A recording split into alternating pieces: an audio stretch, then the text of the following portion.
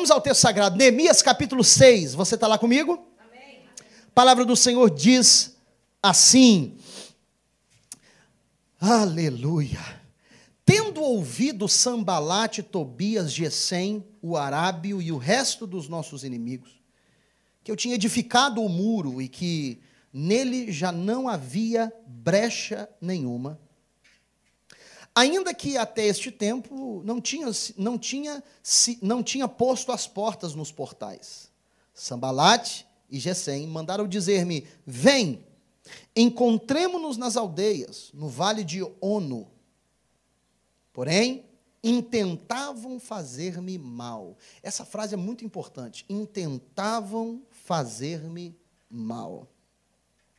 Enviei-lhes mensageiros a dizer: estou fazendo uma grande obra, de modo que não poderei descer. Agora, olha essa pergunta, que coisa linda. Por que cessaria a obra enquanto eu a deixasse e fosse ter convosco? Por quê? Por que eu pararia de fazer o que Deus me mandou fazer para dar um pulo no Starbucks com vocês? Que coisa linda. 4 vezes me enviaram o mesmo pedido. Eu, porém, lhes dei sempre a mesma resposta. Amém? Pai Celestial, obrigado pela Tua palavra. Fala conosco, ministra nos nossos corações. Que a Tua presença continue pairando sobre as nossas vidas. Que a Tua palavra seja aplicada em nós. Em nome de Jesus. Amém. Graças a Deus. Você pode se assentar. Nós temos, ao longo das últimas semanas, falado sobre esse tema, né? Em missão. Ou, em inglês, seria on a mission. On a mission. Em missão. Estamos trabalhando esse tema por ocasião da oferta de expansão, que vai ser domingo que vem, no Templo Novo. Só uma informação para você, né, ter e digerir. A oferta de expansão para nós é algo que nós fazemos todo ano, sempre no último domingo de janeiro. Ministramos sobre a importância da missão da igreja, a relevância e o impacto do trabalho que a igreja faz na comunidade, em missões e na vida dos irmãos. E cremos que a generosidade é uma parte integral e ancora a nossa fé diante do Senhor. E é importantíssimo que vivamos em generosidade. Não apenas isso, mas o Senhor nos instrui que as primícias do nosso trabalho, das nossas feituras, devem ser do Senhor. E a Bíblia ainda diz que tudo que abre a madre, Deus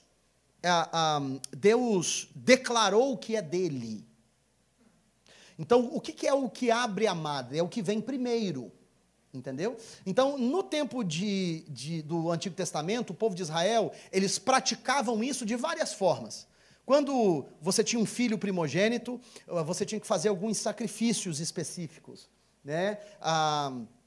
Se a família tivesse um pouco mais de condição, sacrificava um cordeiro. Se a família não tivesse tanta condição, sacrificava um par de rolas ou 2 pombinhos. Eram sacrificados no tabernáculo ou no templo. Não apenas isso, mas naquela época a economia funcionava quase que totalmente à base de agricultura. E quando se colhia um campo, que era a época da ceifa, os ceifeiros colhiam uma parte primeiro, e antes de colher o restante do campo, eles pegavam aquela parte que amadureceu primeiro e levavam ao Senhor como oferta de primícias. Porque o princípio é que quando é dado a primícia ao Senhor, o restante é consagrado também. O apóstolo Paulo disse que se as primícias são santas, todo o restante é santo. Então, as primícias eram uma forma de dedicar ao Senhor o fruto do nosso trabalho. Quem está entendendo? Amém? Eu estou tentando resumir aqui ao máximo um princípio que leva semanas para ensinar. Mas, em resumo, é isso. É que o que vem primeiro é mais importante, né? Eu vou te dar um exemplo prático disso. Quando você vai numa festa de aniversário, tá aquele bolo bonito, né? No fim da festa, ninguém mais quer bolo. pessoal já está levando aqueles blocos enormes de bolo para casa. O dono da festa está cortando aqueles pedaços, 3 palmos de bolo, leva que parece uns paralelepípedos enormes, e leva para casa, leva para casa. Ninguém mais quer saber do bolo. Agora, qual é o pedaço mais importante? O primeiro. O primeiro normalmente é o pior pedaço, porque tem bolo de menos e glacê de mais. Normalmente é mal cortado, né? Porque é o primeiro, aí você tem que cortar de um jeito esquisito, dá para cortar o restante. Então, o primeiro pedaço não é o maior pedaço, não é o pedaço mais saboroso e não é o pedaço mais bonito, mas é o pedaço mais importante. É o princípio das primícias. De igual forma, é nas nossas vidas. O que é primeiro é prioridade, é prioritário. Então, se é primeiro para nós, significa que é mais importante para nós. Você sempre tem tempo para o que vem primeiro. Você fala assim, pastor, eu não esse negócio de ler a Bíblia, pastor, é muito difícil, não tenho tempo para ler a Bíblia. É sinal que ler a Bíblia não é prioridade. Porque se for prioridade, acontece primeiro. Eu acho que machucou, hein? Quem está me entendendo? Tudo que vem primeiro é prioridade. E o Senhor diz, eu sou prioridade. Com isso, nós praticamos esse princípio das primícias com o que chamamos de oferta de expansão, que é o mês de janeiro, que é o primeiro mês do ano, representam as primícias do nosso trabalho, da nossa produtividade. Então, nós consagramos ao Senhor a nossa produtividade ao longo do ano, trazendo ao Senhor uma oferta especial, que chamamos de oferta de expansão. Ela faz 3 coisas. Primeiro, ela expressa ao Senhor que Ele é prioridade para nós. Segundo, ela mostra o quanto somos gratos a Deus pelo que a igreja local faz nas nossas vidas. Então, se você reconhece que você é abençoado por esta casa e deseja que outras pessoas sejam abençoadas por essa casa, você deseja que essa igreja continue crescendo e expandindo. E essa oferta é para essa finalidade. É o motivo do porquê a gente conseguiu fazer essa construção, do porquê a gente compra os equipamentos que temos, do porquê que a gente consegue enviar os nossos voluntários para treinar e conferências e material didático. E tudo isso que nós fazemos só é possível por causa da generosidade do povo de Deus. Amém? E terceiro lugar, é uma semente que você lança na sua própria expansão ao longo do ano. Então, é uma oferta que tem 3 significados importantíssimos, amém? E fazemos isso pré-agendado, sempre no último domingo de janeiro, todos os anos, para você saber, porque assim você se prepara para essa oferta e você sabe que você não está sendo emocionalmente manipulado para dar além daquilo que você deseja dar. Se você nem quiser dar, você pode até faltar ao culto semana que vem, não precisa vir, porque você não precisa dar, você dá se você desejar participar dessa visão de expansão, amém? E se você desejar, que Deus expanda você de igual forma, porque eu creio que a semente tem esse poder. Quem está me entendendo, diga amém. Então nós cremos em contribuição sóbria, inteligente, guiada pelo Espírito Santo de Deus. Então eu te aconselho a fazer uma coisa importante. Ao longo dessa semana, busque a Deus, junte-se com a sua família, principalmente com os seus filhos. Conversem sobre o que Deus tem feito na sua vida através da igreja. Essa precisa ser uma conversa que nós temos em casa. Senta com sua esposa, seu marido, seu cônjuge, no caso, com seus filhos, e conversem sobre o que Deus tem feito na sua vida através da igreja. Como que Deus tem te abençoado através das mensagens, do louvor, do clima de comunhão, do ambiente de família. Deus tem te abençoado? Tem. Então eu quero que essa igreja alcance outras pessoas. Então, como um gesto para tanto o céu quanto para o inferno, de que eu estou comprometido com essa obra, eu vou dar uma oferta sacrificial. Então, uma oferta de expansão é uma oportunidade para você fazer isso. E eu creio que Deus vai te abençoar poderosamente. Amém, queridos? Amém. Em preparação para essa oferta, nós temos falado sobre esse tema, em missão. Por quê? Porque a oferta de expansão tem tudo a ver com a missão que entendemos que Deus nos estabeleceu para cumprir. Em missão. Começamos essa série falando sobre Josué e o povo de Israel na conquista da cidade de Jericó. Falamos sobre os princípios da conquista. Na semana passada nós falamos sobre Gideão. Falamos sobre como Gideão foi chamado por Deus para cumprir uma missão que ele mesmo não se via qualificado para cumprir. E isso é poderoso, porque eu sei que isso atinge a todos nós. Quantos de nós já não fomos confrontados pelo Senhor para fazer algo que não nos sentimos qualificados para fazer? E a história de Gideão nos ensina algo muito lindo e glorioso, que é que nós devemos nos amparar no Senhor. O Senhor é o nosso amparo, o Senhor é a nossa força. A Bíblia ainda chega ao ponto de dizer que o poder dele se aperfeiçoa na minha fraqueza. Então, quanto mais fraco eu reconheço ser, mais o poder dele está presente em mim. Que coisa gloriosa. Tem alguém que é fraco aqui? Alguém é fraco? 3, 4, 5, 6 pessoas, nós 6 aqui, nós 6 somos essa fraqueza que reconhecemos ter, não é vulnerabilidade. Muito pelo contrário, essa fraqueza é proteção.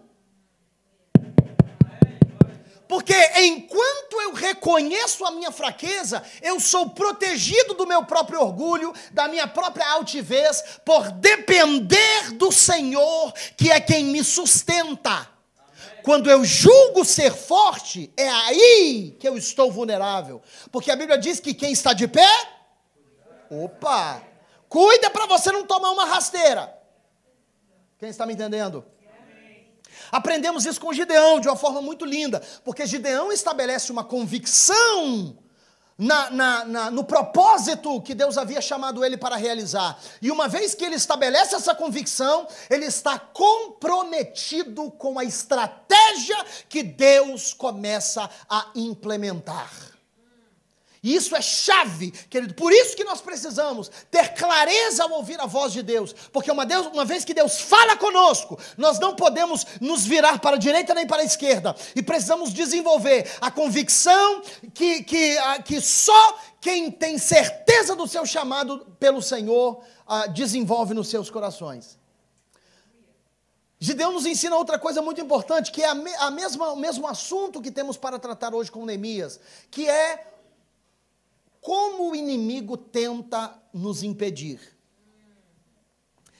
Gideão testa o seu exército apresentando um desafio de distração. Diga comigo, distração. Neemias é desafiado pelo inimigo também com a mesma arma. A Bíblia diz, não há nada novo debaixo do sol. Isso significa que o diabo não usa estratégias diferentes. O diabo usa as mesmas estratégias e às vezes elas têm nomes diferentes. É a mesma estratégia. O ano passado foi com Manuel, esse ano vai ser com Joaquim, mas é a mesma estratégia. O ano passado foi o nome da cidade era um. Esse ano o nome da cidade é outro, mas é a mesma estratégia. É distração, porque se o diabo conseguir distrair você, ele impede você de perceber o que verdadeiramente é importante. Com Neemias não foi muito diferente. A história de Neemias é uma história muito bonita, porque a história de Neemias começa lá atrás com Esdras, na verdade, que é o livro anterior a Neemias. O povo de Israel havia sido levado cativo para a Babilônia, quando a nação de Israel não deu ouvidos ao profeta Jeremias. Deus levantou Jeremias para dar uma alerta à nação e dizer, vocês estão indo por um caminho perigoso. E Deus vai punir a nação por causa da iniquidade. O povo não ouviu, o rei não deu ouvidos e deu na certa. Os babilônicos entraram, dizimaram, destruíram a cidade de Jerusalém e levaram o povo de Israel, o povo de Judá, cativos para a Babilônia. Durante 70 anos, mais ou menos, eles ficaram cativos lá, até que Deus levantasse um homem chamado Esdras. Primeiro Daniel, mas eu não vou falar muito do aspecto profético, mas Esdras foi levantado por Deus de uma forma muito prática, para conseguir um decreto do rei, para voltar à cidade de Jerusalém, para construir novamente o altar ao Senhor e a casa de Deus. E ele volta, constrói o altar, os sacrifícios voltam a acontecer no altar do Senhor, e o povo então começa a retornar para a sua terra, desejando o aspecto da normalidade a retornar ao convívio da nação de Israel. Porém, apesar do altar estar construído, os muros da cidade ainda estavam em ruínas. Foi aí que Deus levantou Neemias, porque o povo estava tentado a construir as suas casas, mas a cidade ainda estava destruída. Quer dizer, eles ficaram tentados a construir as suas casas, mas os muros da cidade ainda estavam destruídos. E a grande verdade é que não vale a pena você morar numa casa linda, sendo que você está num lugar vulnerável. Os muros da cidade de Jerusalém, principalmente naquela época, eram de extrema importância. Naquela época, um muro significava paz de espírito, porque uma cidade sem muros era uma cidade completamente vulnerável aos ataques dos inimigos. Uma cidade murada, fortalecida, fortificada, era uma cidade que conseguiria resistir às intenções dos inimigos que a rodeavam. Então, de que adiantava o povo morar em casas esbeltas, bem pintadas, com os melhores materiais, aquelas casas lindas, mas numa cidade que estava vulnerável? E Deus então levanta Neemias com esse propósito, o propósito de restabelecer a segurança da cidade, e eliminar as brechas que os inimigos podiam usar para entrar e saquear a cidade novamente, e destruir aquilo que estava sendo construído. Muitas das vezes nós estamos sendo confrontados exatamente com essa possibilidade de edificarmos coisas que alimentam o nosso ego, mas não trabalhar para fortalecer os nossos corações. Eu te pergunto, o que adianta andar de carro novo para baixo e para cima, se você não consegue sair de casa porque está em depressão, porque o seu coração, a sua fé está enfraquecida? O que adianta morar em casas lindas, 2, 3 andares, 6, 7 quartos, 19 banheiros na casa? Nunca entendo por que tem que ter mais banheiro do que quarto. Não compreendo. Mas amém, 8 banheiros, 6 quartos e 8 banheiros, aquela casa linda, piscina para todo lado, coisa linda, quintal enorme, os meninos podem correr para baixo, para cima, e tudo, aquela casa, algum sonho a casa, mas você não consegue tirar a cabeça do travesseiro, porque não tem forças para viver. São casas bem construídas em cidades sem muros. Eu submeto para você nessa manhã, que é muito importante, é de extrema importância, que você invista na segurança do seu coração, na segurança das suas emoções, na segurança psicológica e principalmente na sua segurança espiritual. E muitas vezes nós sacrificamos a nossa saúde espiritual, emocional, a gente sacrifica esse bem-estar para poder estabelecer uma série de coisas que são passageiras. Pastor, você está pregando contra a riqueza? Não estou não, meu irmão. Ser próspero é uma bênção. Inclusive, é o motivo do porquê a gente tem a oportunidade de abençoar a casa do Senhor. Mas não é tudo. Ao longo dos anos, eu tenho ministrado para pessoas em várias esferas da vida, de níveis de importância diversos, níveis de prosperidade diversos. Pessoas que vivem de cheque em cheque e pessoas que têm dinheiro para fazer aquisições estrondosas. Já ministrei para vários tipos de pessoas. E eu posso dizer para você uma coisa. É muito raro ver no país de primeiro mundo a alegria que eu vi lá no interior do norte da África, num lugar que nem saneamento básico tem. De pessoas que ainda não podendo andar de BMW para baixo para cima. Nada contra BMW. Qualquer carro que você admira aí, não importa. Mas os seus casamentos estão em frangalhos. Vivem em casas lindas, mas os seus filhos estão desconectados deles. Não os respeitam, não os admiram. Posso pregar ou não?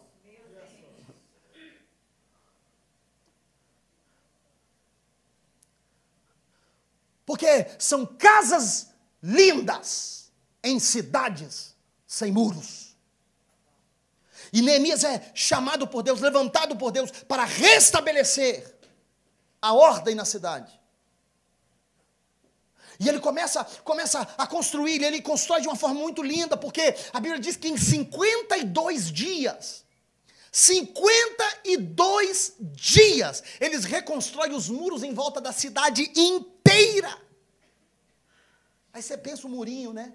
Não, meu irmão, muro de 30 pés. Desse chão até o topo daquele teto preto tem 10 pés. Imagina 3 vezes esse tamanho. 3 vezes esse tamanho de altura. E 16 pés de espessura. Pega uma trena lá atrás para mim, rapidinho. Pega lá, vira um gato. Fazendo um favor. 16 pés. Ele vai pegar lá, nós vamos medir exatamente, vamos ver quanto é que dá. 16 pés de espessura. O pastor vai parar a mensagem para medir. Vou parar, sou doido. Flamengo jogou ontem. Mistério. Ainda bem que a cerâmica que o João colocou ontem já secou. Maravilha. 16 pés. Aí você pensa, gente, como que isso foi feito? Como que isso foi feito em 52 dias? Milagrosamente. Com base em quê? Com base na união e cooperação. E eu fico maravilhado, porque essa isso é algo que nós estamos vivendo como igreja. Como que o que Deus está fazendo através da cooperação e da união. E é algo que nós precisamos aprender nas nossas próprias vidas. Os nossos lares precisam ser edificados em união. Eu sei que não é o mês da família vai ser mais para frente, mas nós precisamos entender isso. Os nossos lares, eles são edificados em base na união e na cooperação. Aí, guerreiro, ó, não está nem mancando com o tombo ali, hein? Glória a Deus.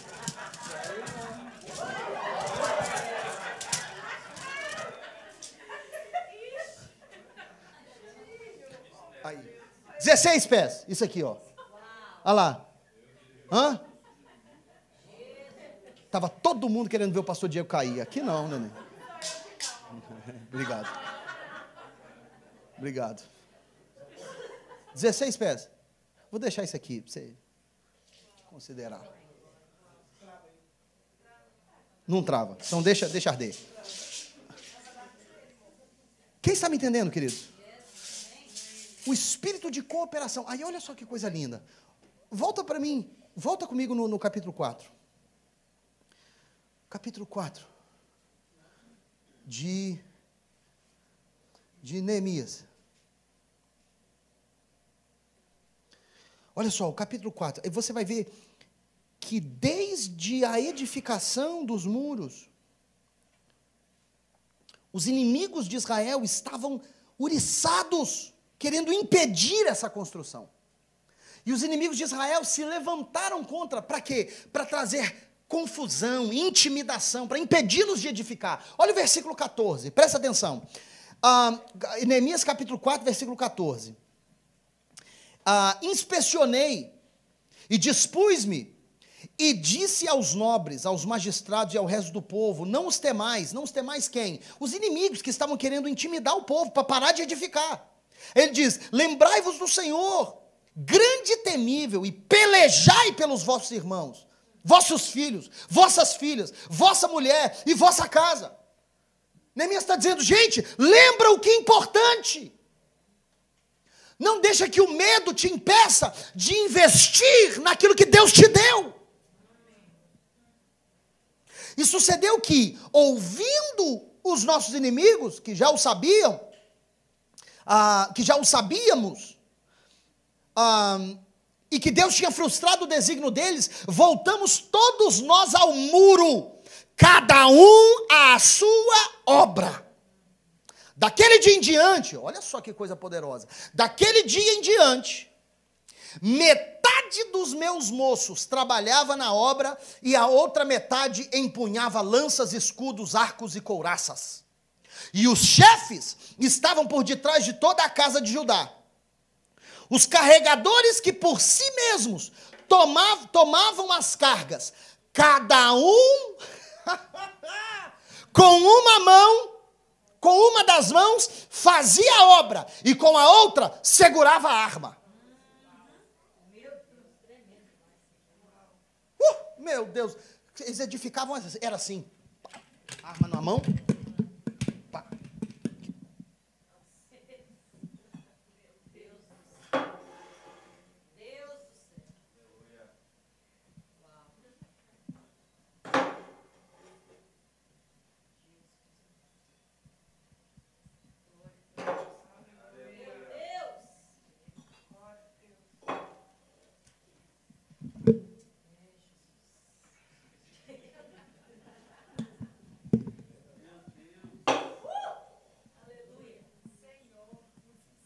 Pastor Diego, vou dizer uma coisa, pastor Diego. A luta está tão grande, pastor Diego.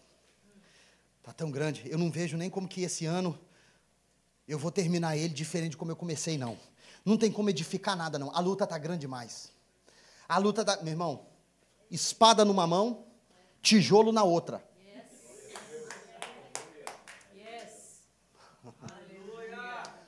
Porque o diabo não vai me impedir de edificar o que Deus estabeleceu na minha vida. Eu não vou ser impedido.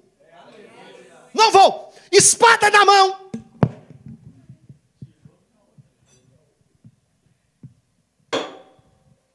Tijolo na outra. Por quê? Porque eu fui chamado com uma missão a cumprir. E esse caráter de guerreiro no ato da edificação, ele manda uma mensagem no mundo espiritual de que Deus pode confiar grandes coisas nas minhas mãos. Por quê? Porque não é qualquer batalha que vai me fazer fugir do meu muro. Eu fui chamado por Deus. Meu Deus do céu. Eu não sei se você quiser ir embora, você pode ir embora. Eu estou com vontade de pregar hoje, porque eu estou sentindo a presença do Espírito Santo de Deus nesse lugar. Meu Deus do céu. Meu Deus do céu. Deus está chamando uma geração de pessoas que não será distraída pela batalha que está enfrentando, porque a batalha não é o propósito. A batalha ela existe para... Ei, da caba sob e decai.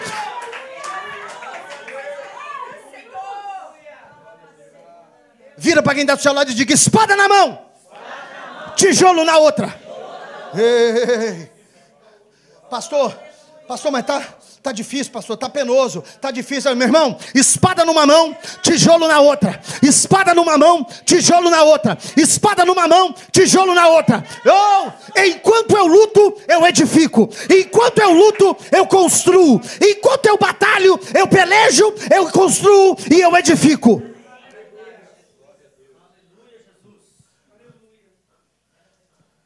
Aqueles que têm convicção, as lutas da vida não nos impedem de edificar. E eu vou dizer para você uma coisa, meu irmão. O diabo pode tentar, mas eu vou chegar esse ano muito diferente. Eu vou chegar no fim desse ano muito diferente do que eu comecei ele. Eu vou edificar alguma coisa. Na vida de alguém, alguma coisa vai mudar. Por quê? Porque as lutas não me impedirão. As lutas. Meu Deus do céu. Ei.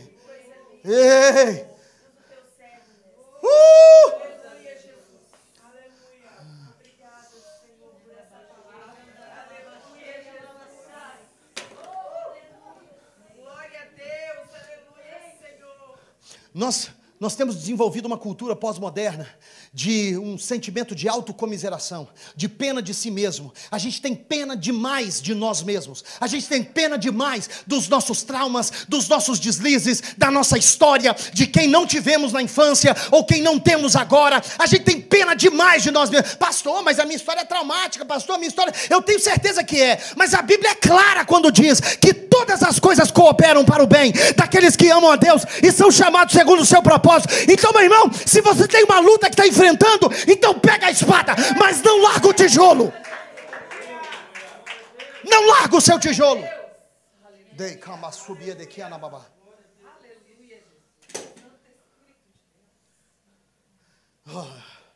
Meu Deus do céu. Já está na hora de eu terminar. Eu não cheguei no primeiro ponto da mensagem ainda. Então vamos lá. Número um. A primeira coisa que eu aprendo com Neemias. A primeira coisa que eu aprendo com Neemias é discernimento. Diga comigo, discernimento. Meu Deus do céu. Me ajuda, Espírito Santo. Discernimento. Discernimento é o quê? Discernimento é uma virtude espiritual. Significa possuir sabedoria e um bom entendimento das situações ou pessoas à sua volta. Especialmente com diz respeito às situações que são overlooked by others, que não são percebidas pelos outros.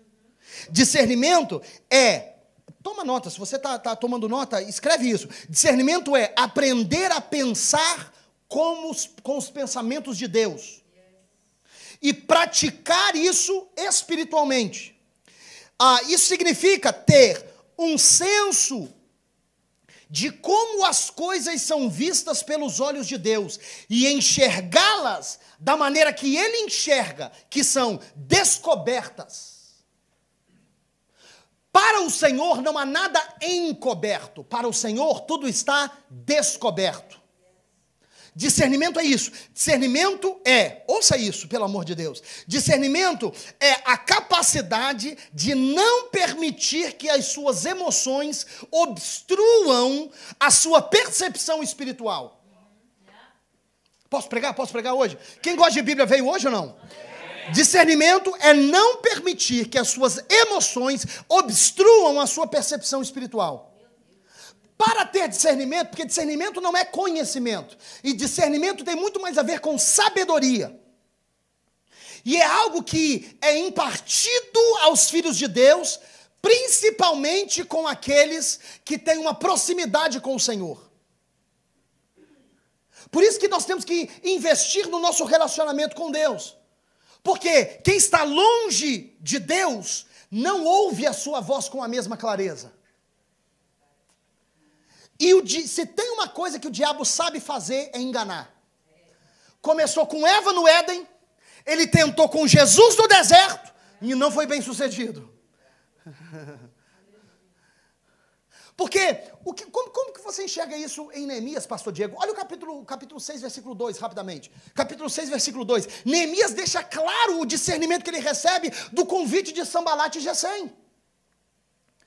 A Bíblia diz o seguinte: Sambalat e Gesem mandaram dizer-me: vem, vamos lá, vamos nos encontrar numa das aldeias aí na planície de Ono.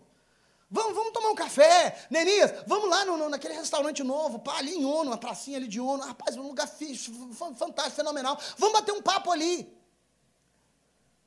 Agora pensa comigo o seguinte: Neemias estava trabalhando de sol a sol, sem férias, sem folga, 52 dias carregando pedra.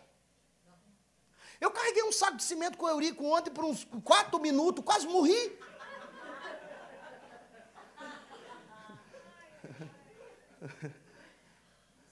Quase morri, 4 minutos carregando saco de cimento, 20 minutos tomando água.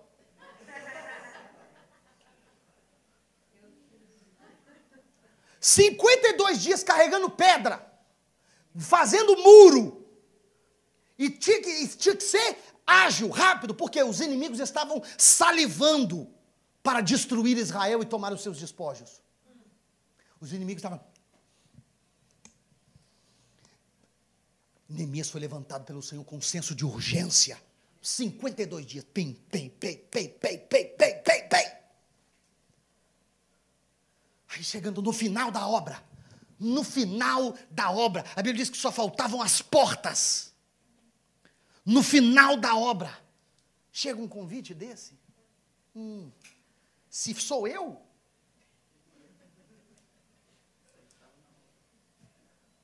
Rapaz, sabe de uma coisa? A gente já fez tanta coisa, né? Acho que essas portas podem esperar mais umas semanas. Vamos fazer o seguinte, eu estou precisando de uma folguinha mesmo, eu estava doido para tomar um café naquele lugarzinho novo. Manda mensagem lá para Gesem e Sambalat, fala que eu estou a caminho, daqui um pouquinho eu chego lá. Só que eram 25 milhas de distância, num vale onde Neemias estaria exposto e correndo risco de ser capturado ou até morto. Aí o que diz o texto? Eles, porém, isso aqui é Neemias falando, eles, porém, intentavam fazer-me mal. Ou seja, pelo Espírito Santo, Neemias discerne a intenção. Perceba uma coisa, meu irmão, isso não tem a ver com julgamento, porque Jesus nos ensina, não julgais para não ser julgado. Não tem a ver com julgamento, com preconceito, um conceito previamente estabelecido. Não tem a ver com isso. Tem a ver com um entendimento da parte do Senhor de quando o inimigo está tentando te enganar. para que as coisas lhe sejam reveladas. Olha isso aqui comigo. Provérbios capítulo 1, versículo 7, rapidamente. Diz que o temor do Senhor é o princípio da sabedoria. Ou seja, para eu adquirir essa sabedoria, eu tenho que desenvolver um temor pelo Senhor, um respeito pelo Senhor e pelas coisas do Senhor. E à medida que eu me relaciono com Deus, eu me aproximo da sua voz. Por quê? O diabo, ele se disfarça até de anjo de luz. Então, como discernir se um convite, se uma oportunidade, se uma porta, essa história de porta, crente tem uma história de porta. Há um tempo atrás, mais de um ano atrás, uma pessoa veio conversar comigo e falou: pastor, Deus abriu uma porta fantástica para mim. Porta fabulosa, pastor. Porta tremenda, vou ganhar $3 a hora a mais, e tudo e tal, um trabalho novo, e não sei o que, e ppp, papapá, eu estou orando por essa porta já tem muito tempo. Pensei comigo assim, e aí? Não, pastor, mas é uma coisa linda, e tudo tal, quero até dar o testemunho, e tudo tal, continua falando. Pastor, maravilhoso, pastor, graças a Deus. E o negócio é que, infelizmente, eu vou ter que ficar 6 meses sem vir na igreja. Interessante. Então é fácil discernir se é de Deus ou se não é de Deus. Só se for mais dinheiro, é Deus. É assim? $3 a hora a mais é Deus. Moleza. Diz que você precisa da Bíblia, por quê? É mais dinheiro? É Deus, é porta. Eu falei, pessoa, você toma cuidado, porque isso aí é porta, mas não é para o lugar que você está pensando que é, não. Não, pastor, que é isso, pastor? É porta, e não sei o que, papá. Cuidado. Cuidado, porque eu acho que o seu discernimento está fora, está descalibrado. Não deu outra. Um mês sem vir na igreja, 2 meses sem vir na igreja, 3 meses sem vir na igreja, 4 meses sem vir na igreja, contato aqui, contato ali, tentando fazer visita, tentando se manter engajado, e a igreja se esforçando, 5 meses sem vir na igreja, a igreja se esforçando, 6, 7 meses, 8 meses? Não era só 6? Ô, pessoa, como é que é essa história? Não era 6 meses? Não passou aqui. O negócio é o seguinte, é que aquele trabalho, pegou um outro negócio e tudo e tal, e já estava num outro trabalho, e tudo e tal, e passou não sei o que lá, e não sei o que lá, mas só mais um pouquinho, e tudo e tal. Cuidado! 9 meses, 10 meses, 11 meses sem vir na igreja. Aí já descambou.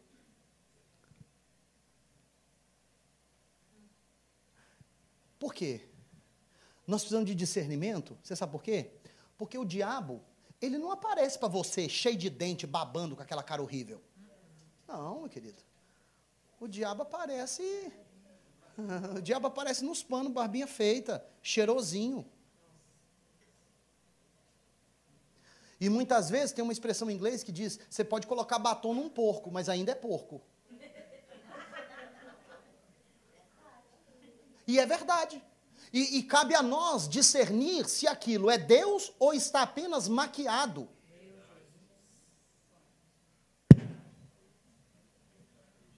Quando eu comecei a namorar com a Jane,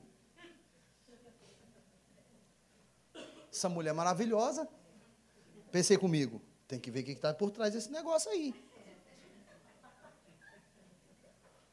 De vez em quando aparecia lá na casa dela para levar alguma coisa de comer, qualquer coisa para pegar sem maquiagem.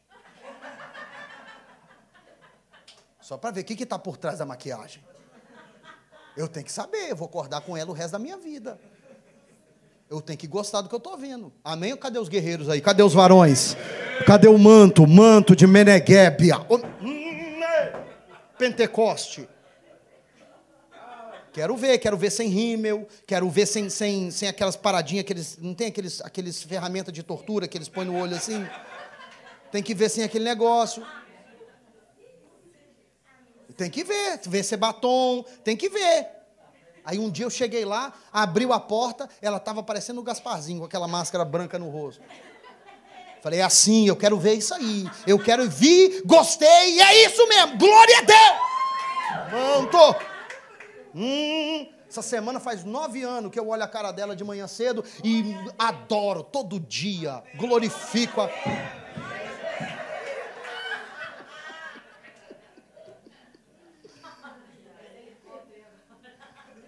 Você tem que perceber, meu irmão, se o diabo está... Sabe de uma coisa? Às vezes, a gente convida para os nossos corações destruição maquiada de bênção. A gente convida para os nossos lares, desastre maquiado de milagre. Eu posso pregar ou não? É porque o povo de Deus falta discernimento, relacionamento com Deus, para ouvir a voz do Espírito Santo, quando Ele diz, não entra que é furada. E sabe qual o relacionamento com Deus que é maduro? Tem gente que acha que é quando Deus faz tudo o que você quer. Não, meu irmão. Não. Um relacionamento maduro é quando você está disposto a abrir mão do que quer, porque tem convicção que Deus não quer. Cadê o povo que gosta de mim? E sabe qual é o problema? O problema é que a gente está disposto a torcer tudo. A gente torce a Bíblia, torce tudo. Torce o chamado, torce a profecia, torce tudo para fazer o que a gente quer. Posso pregar ou não? Torce tudo. Torce tudo. A gente torce tudo para não contribuir, torce tudo para não dizimar, torce tudo para não perdoar. A gente torce tudo para não ser bênção na vida do próximo, torce tudo para não se disponibilizar, torce tudo para não ser fiel. A gente torce tudo para arrumar uma... Cadê o povo que gosta de Bíblia? Os gritos de glória a Deus sumiram da casa. Pastor, eu achava que era um culto assim, não, pastor. Eu vi você tocando bateria ali, achei que era um negócio diferente. Pois então, meu irmão, não vem na semana que vem não, porque a coisa fica estreita. Se você está achando que eu exerço o ministério só para ter muita gente na igreja, você está enganado. Não, se tiver muita gente, glória a Deus, mas essa não é a minha prioridade, não. Modéstia à parte, nós temos uma equipe de pessoas extremamente talentosas. Se fosse puramente para encher esse lugar aqui, estava todo dia cheio. Não é para isso que eu estou no ministério. Eu estou no ministério para liberar sobre você uma palavra de Deus que vai te edificar e estabelecer a sua fé em Cristo. E se tem uma coisa que precisamos para avançar em um ano, que será um ano de mapeamento espiritual nas nossas vidas, precisamos de discernimento. Cadê o povo de Deus? Quem está comigo aí, diga amém. Efésios capítulo 5, rapidamente. Efésios capítulo 5, versículos 6 e 7. Diga para quem está do seu lado aí, estou em missão. Estou em missão, eu estou em missão. Não me distrai não. Não me distrai não que eu estou em missão. Ninguém vos engane com palavras vãs. Porque por essas coisas vem a ira de Deus sobre os filhos da desobediência. Portanto, não sejais participantes com eles. Versículo 8, até o 10, por favor. Pois outrora erais trevas, mas agora sois luz do Senhor. Andai como filhos da luz, pois o fruto da luz está em toda bondade, justiça e verdade. Provando ou discernindo o que é agradável ao Senhor.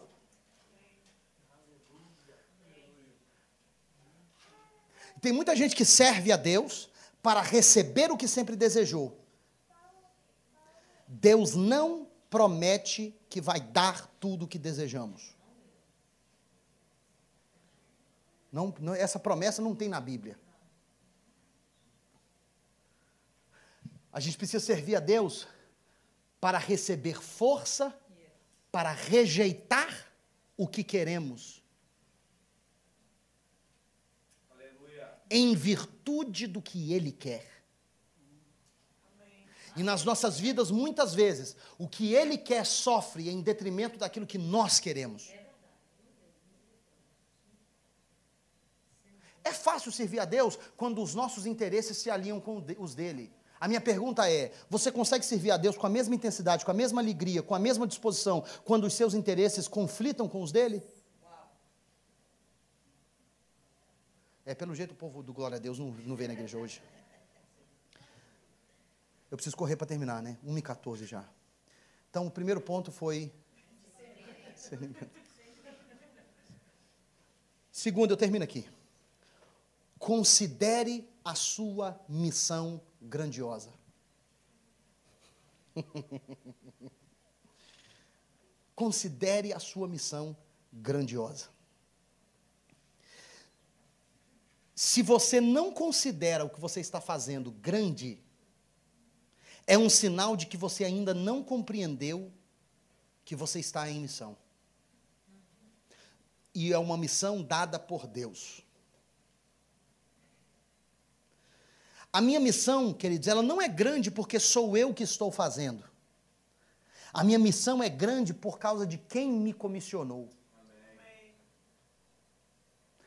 Quem me comissionou, comissão. Uma missão realizada de forma conjunta. Quem me comissionou dá a importância ao que eu estou fazendo. Amém, aleluia. E isso é extremamente importante. Olha o que Neemias diz no versículo 3. Coloca para mim na tela, fazendo um favor, Emily. Capítulo 6, versículo 3, por favor. Neemias, capítulo 3, versículo 6. Capítulo 6, versículo 3. Tadinha, a Emily vai ficar doida ali. Aí, enviei-lhes mensageiros a dizer, olha o que Neemias disse, estou fazendo uma grande obra. Diga comigo, grande obra. Grande obra. Neemias, mas você é prepotente, hein? Ah, cara orgulhoso. Grande obra, Neemias. Não. A minha obra é grande não é porque sou eu que estou fazendo, a minha obra é grande por quem me encarregou de fazê-la.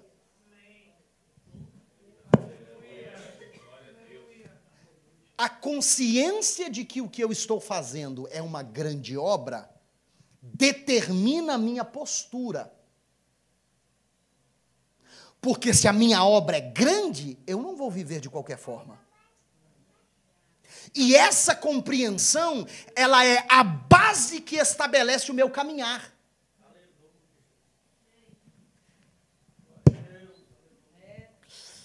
Eita, Jesus, obrigado, meu Deus. Eu faço isso, eu peço ao Senhor que me dê graça para passar isso para você de uma forma que te edifique e não te ofenda. Mas se ofender também, o problema é seu. Misericórdia, os visitantes não voltam da igreja nunca mais. Volta que amanhã é outra pessoa que vai pregar, semana que vem é outra pessoa, vai ser totalmente diferente. Ai, Jesus. Eu acho que a geração atual, a geração Z, é particularmente culpada desse pecado, de errar o alvo dessa forma. Porque, às vezes eu pergunto para essa galerinha que está nessa idade, eu pergunto, e aí, como é que está a sua semana? E a resposta é sempre a mesma. Você vai, o que você vai fazer semana que vem? Nunca está satisfeito, nunca tem entusiasmo com nada, porque considera a sua vida irrelevante. Se não tem entusiasmo seu pela casa do Senhor, pelo seu casamento, pelos seus filhos, pela sua empresa ou seu trabalho, se não tem entusiasmo seu a respeito dessas coisas, tem algo de errado. Porque isso significa que você não considera a sua obra grandiosa. A sua postura tem que mudar. E eu rejeito esse espírito. Do meu lado eu não quero gente assim. Não quero mesmo. Mantenha a distância. Eu mantenho distância. Porque eu não quero que esse espírito me infeccione.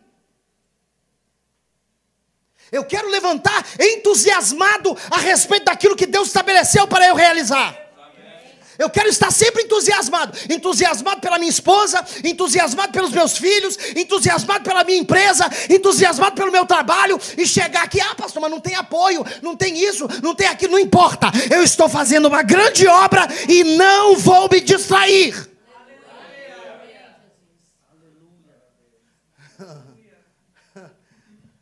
Se você tem consciência de que está fazendo uma grande obra, meu querido, você não vai acordar na segunda-feira de manhã reclamando de A, de B, que não sei o que lá. Não. Você vai acordar de manhã focado, preparado, porque na noite anterior você apresentou o seu dia seguinte ao Senhor e disse: Senhor, em nome de Jesus, o que eu estou fazendo é uma grande obra. Eu não aceito esse atraso, não aceito essa irresponsabilidade, não aceito essa procrastinação, eu não aceito essa leseira, eu não aceito essa preguiça, eu não aceito essa desmotivação, eu não aceito essa depressão. A minha vida vai mudar, porque esse ano eu estou edificando alguma coisa que vai glorificar o nome do Senhor. Não aceito. E é interessante, porque pega aqui comigo, Nid, rapidinho. Isso. Que bom. Mexer nesse negócio com pó vermelho, nessa calça branca. Isso. Maravilha. Aí. Benção. Maravilha. Se você olhasse Neemias, chegasse perto de Neemias, qualquer dia assim, tá bom, obrigado. Se você chegasse, pega esse tijolo e coloca aqui perto para mim, fazendo um favor, aquele de lá. Se você chegasse perto de Neemias, qualquer dia, Fabrício, numa segunda-feira, você visse Neemias na rua, Neemias, você está fazendo o quê? Você vê Neemias com um tijolo na mão. Não, estou fazendo uma grande obra. Grande obra o quê, Neemias? Isso é tijolo, rapaz. Fazer o que é esse tijolo? Não se incomoda comigo, não. Eu estou fazendo uma grande obra. Estou fazendo uma grande obra. Neemias, vamos tomar um café, rapaz. Sambalate dia 100 queria isso. Neemias, vamos tomar um café. Neemias, vamos conversar, vamos bater um papo. Para a armadilha, Arapuca, armadilha. Neemias, não. Estou fazendo uma grande... Manda notícia lá. Eu estou fazendo uma grande obra. Grande obra por quê, Neemias? Treina na mão? Não. É grande obra que eu estou fazendo. Grande obra. Neemias, grande obra. 2 tijolos. Não se preocupa comigo, não. Vai viver a sua vida, resolve a sua vida para lá. Grande obra, eu estou fazendo uma grande obra. Não posso descer, porque o que eu estou fazendo precisa da minha atenção. Mas Neemias, rapaz, é só um tempinho e tudo e tal. Não. Aqui eu tô compromissado. Eu estou compromissado com o que Deus está fazendo na minha vida. Eu estou fazendo, é uma grande obra. Grande obra, Neemias, com tijolo na mão, e o tijolo quebrou ainda, Neemias, porque não é todo dia que as coisas dão certo. Não é todo dia. Tem dia que você acorda, o pneu do carro está furado, e nada funciona, a pessoa falha contigo, masca com você, às vezes o tijolo quebra, o tijolo sai fora, não tem problema. Não. Eu estou comprometido, eu estou fazendo uma grande obra. E se você olhasse para Neemias, e agora, Neemias, pode? Você está com o mesmo tijolo na mão, Neemias. Não, eu estou, fazendo uma grande obra. Não posso descer. Eu não posso descer, porque o que eu estou fazendo, ninguém pode fazer por mim. Neemias, mas esse negócio está meio arriscado, Neemias. Não. Eu estou fazendo...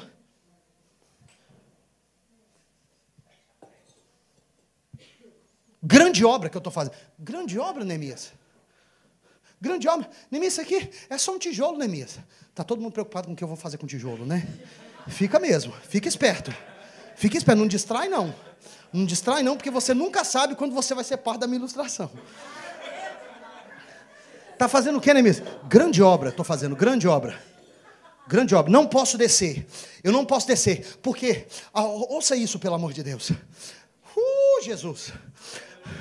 O fato de que Neemias considerava a sua obra grandiosa, forçava ele a um posicionamento de definição. E tem muita gente que não avança nos seus projetos de vida, porque não dá valor ao tijolo de cada dia. É um tijolo por vez. Mas eu estou fazendo uma grande obra, e eu não posso descer, porque a minha obra, eu não posso descer, eu não posso parar de fazer aquilo que Deus me colocou para fazer neste lugar, porque fui chamado, fui estabelecido, e o diabo não me impedirá de fazer o que Deus colocou no meu coração para fazer.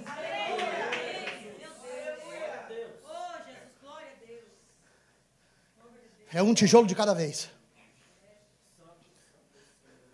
Mas não se preocupa não. Volta daqui a 10 anos para você ver o que eu vou edificar. Preocupa não. Começou essa obra aqui como quem não quer nada. Começou com uns pedaços de prego, uns pedaços de pau, umas ripas, umas marretas, e os meninos quebrando e tudo e tal. Quem dera se eu tivesse pensado nesse que eu estou falando aqui ontem, que eu preparava aqueles vídeos tudo, para passar esses vídeos, e os meninos quebrando, poeira para todo lado, e aqueles meninos tudo com óculos e coçando o olho, a roupa toda branca de insulation, velha, com mofo, com não sei o que, todo mundo mexendo e correndo aqui e tudo e tal. E você olhava assim, você pensava, meu, esses caras são tudo doidos. O que esses caras estão fazendo aqui? Rapaz, vamos almoçar, vamos jantar. Esquece esse negócio. Não. Eu estou fazendo uma grande obra. É um tijolo de cada vez. É um 2x4 de cada vez. É um prego de cada vez. É um parafuso de cada vez. Mas aqui está sendo edificado algo que vai ser estabelecido por anos à frente. Porque eu fui plantado por Deus com um propósito, com uma missão. E eu não vou arredar o pé até que essa missão seja concluída. É um tijolo de cada vez. Um tijolo de cada vez. Eu sei que parece que eu estou pregando outra mensagem, mas essa mensagem é a mesma mensagem da primeira mensagem, porque é uma volta em Jericó de cada vez, é um passo de cada vez, é um tijolo de cada. Você acha que eu estou pregando outra mensagem? É a mesma mensagem. Eu só estou agora usando Neemias para falar também sobre Jericó, e falo sobre Josué, e Gideão está no meio também, está tudo interligado, porque são pessoas em missão, e a minha missão não pode ser interrompida. Aleluia! Oh, meu Deus! Um tijolo de cada vez. E tem dia que não são tijolos glamurosos, não. Tijolos de ouro, tijolo brilhando. Não. Tem dia que é tijolinho de barro mesmo. É chegar em casa cansado do trabalho e tem que sentar na mesa e ensinar o menino a fazer matemática. E eu vou fazer um tijolo de cada vez, porque eu estou edificando algo na vida desse menino. Eu estou fazendo dele um homem responsável, que ama o trabalho. Eu estou fazendo dele um homem que gosta de pensar e resolver problemas. É um tijolo de cada vez. Eu carrego um tijolo, mas eu estou pensando no muro. Tem muita gente que não consegue fazer isso, que não consegue, acha que Deus vai dar um muro e que Deus vai trazer o muro pronto. Deus vai te dar um muro, um tijolo de cada vez. Você, pastor, eu sonho em ser empresário, pastor, em ser empresário. Meu irmão, você sonha em ser empresário? O que você quer fazer, pastor? Empresário? Pastor, eu vou ser dono do meu tempo, pastor. Meu irmão, e você vai ser empresário como? Como, pastor? Eu vou tirar férias quando eu quiser, vou viajar quando eu quiser. Que benção, meu irmão, mas como que você vai ser empresário? Pastor, se eu quiser trabalhar até meio-dia, eu vou trabalhar só até meio-dia. Se eu não quiser nem trabalhar, pastor, vai ter um monte de gente trabalhando para mim. Vai ter, meu irmão, vai ter um monte de gente, pastor, trabalhando para mim. Mas como que vai ser? Pois é, pastor, vou poder ir para o Brasil, vou poder não sei o que lá para o Havaí, eu vou poder curtição, pastor, o ano inteiro, vai ser bênção, vou comprar uma casa na Flórida, e vou comer não sei o que lá, meu irmão, mas como é que vai ser sua empresa, como é que vai, pastor, vai ter gente encarregado, mas qual mercado que você vai trabalhar? Porque não pensa no muro, eu quero um muro, tudo e tal, mas meu irmão, você quer ser empresário bem sucedido? É um tijolo de cada vez. Ai, Jesus. Um tijolo de cada vez. Tem gente que acha que fazer isso aqui é fácil, moleza, pastoreia a igreja. Abre uma lá. Abre. Primeiro que igreja não se abre, igreja se planta, nasce. Deixa isso para outro dia, isso aí é. Deixa isso para outro dia. Você quer ser empresário, meu irmão? Quer ser empresário? Você vai ter que lidar com encarar um mês inteiro na folha do calendário sem ter nenhum trabalho marcado. Com 6, 7 funcionários, dependendo da sua disposição para comer na casa deles. Posso pregar ou não posso pregar? É um tijolo de cada vez. Um tijolo de cada vez. É você dar 10 orçamentos para fechar meio. Eu posso pregar ou não posso pregar? Um tijolo de cada vez. E se você vê essa igreja desse tamanho aqui, com algumas cadeiras vazias, e você está pensando, ixi, o ministério do pastor Diego não está bombando como ele acha que está bombando, não.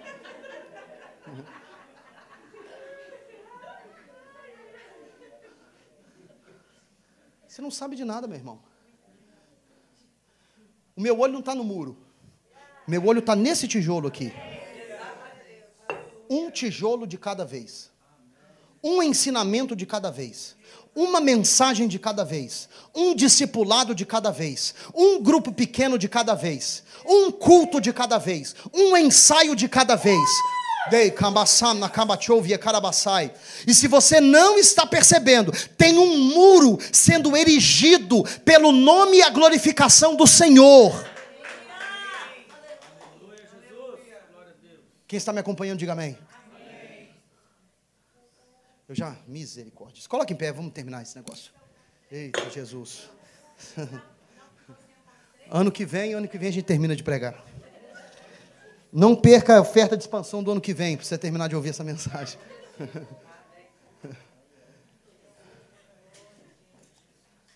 O nosso posicionamento precisa ser para alcançar discernimento no Senhor.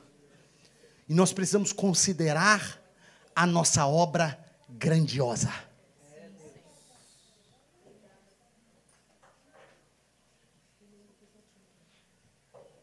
A sua obra é grandiosa? Pastor, mas eu não tenho preparo, eu não tenho condição. Mas a sua obra é grandiosa? Pastor, eu creio, é grandiosa, pastor. Então se prepare. Se prepare. Sabe o que Paulo disse a Timóteo? Eu vou ter que procurar porque eu não sei a referência exatamente, mas eu sei que foi para Timóteo, eu sei que foi Paulo. Alguém busca aí para mim, Jussara, busca aí para mim, que andais digno do vosso chamado. Coloca aí para mim, rapidinho. Coloca no Google, que vai dar referência rapidinho para nós. Eu quero mostrar isso para você. Nós precisamos andar dignos do nosso chamado.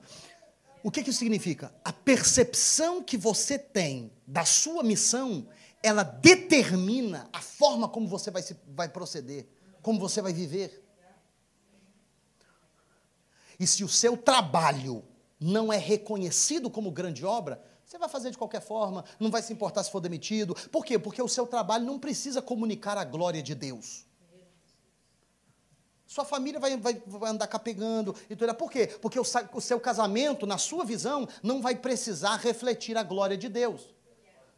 Porque você não enxerga a sua vida como uma vida em missão para cumprir uma grande obra.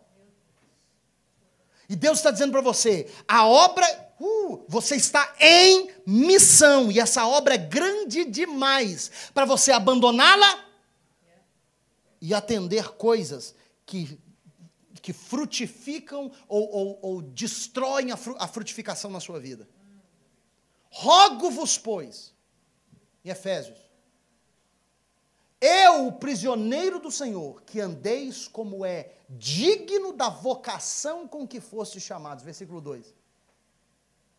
Com toda humildade e mansidão, longanimidade, suportando-vos uns aos outros em amor, procurando diligentemente guardar a unidade do Espírito no vínculo da paz. Andem dignos do chamado com que fossem chamados.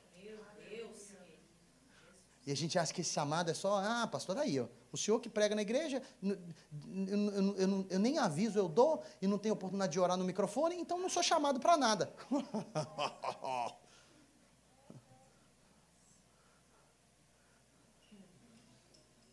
E o seu chamado como irmão, irmã, filho, pai, e o seu chamado como funcionário, empreendedor, e o seu chamado como cidadão, e o seu chamado como homem, como mulher de decência, que comunica a virtude do Espírito Santo de Deus através das suas atitudes e das suas palavras e dos seus pensamentos.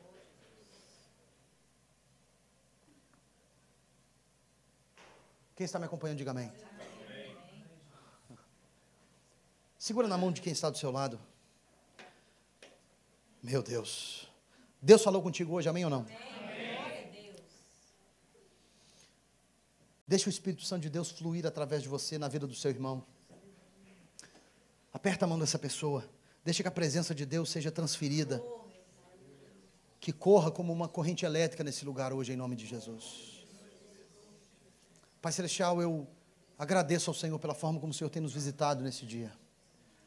Abençoa o teu povo, ó Pai, declarando que possamos receber do Senhor graça para discernir as situações das nossas vidas, tanto para ser proteção, como também para ser motivo de edificação, que possamos discernir a necessidade dos nossos irmãos, para sermos resposta de oração na vida de cada um deles. E ajuda-nos, Senhor, a considerar a nossa obra grandiosa,